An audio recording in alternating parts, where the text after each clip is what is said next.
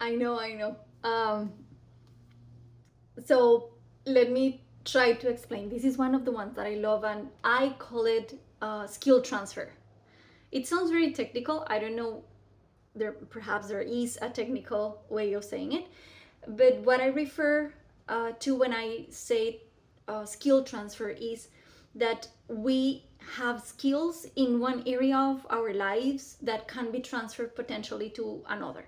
And so imagine our life has different areas. Some are relational, some are very technical. Perhaps it's friends, family, and then food, and then health, and then occupation, and then self development. So there are different areas of life, and we don't always behave the same way in all of them, which is okay. But because of this, we do develop amazing skills in uh, in each one individually that we not necessarily put into practicing another, and could potentially be the most amazing thing to do.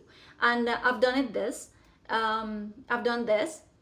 and it's quite interesting because when you tap into it in just acknowledging that these skills exist in places that you didn't imagine, it's like self-reassuring. So what I mean to say, just to give you an example, is, for example, there's a mom or a dad, and they're taking care of the kids, or a person that has a pet companion. I call them permates, and they're very good at taking care of them. So they have their schedule, and they know exactly at what time they have to wake up, and the breakfast must be there, and then they have to make the lunch, and they have to take them somewhere, and then they have to get ready themselves, and then they have to go somewhere to do whatever it is that they do for the day, and then come back, or even just stagger all of the activities so that they can do laundry, and they can cook, and they can go for groceries, and regardless, right? But then if we take this person out from the housekeeping and the being a mom or a dad or a carer, and we put this person inside of an office, for example, or leading a team, not necessarily this person is going to feel that they have the ability and the skill and the self confidence to manage, right? To manage a schedule, to manage tasks, to be organized, to deliver. They might feel overwhelmed. And well, it's interesting if you kind of reframe and rephrase the skill that this person has at home, and you just label it in a different way. All that they are doing is actually task management. They might be super hyper productive, and they might be multitasking, if that is even a skill and it's a healthy skill. But they might be multitasking, and they might be taking care of a lot of things at the same time, which it's project management. And then if we slice and dice and show this person how they are doing it, and that they have a natural way of doing it, and how this can be potentially be transferred to another area of their lives that probably is more technical or hard, or business related, and suddenly they just thrive.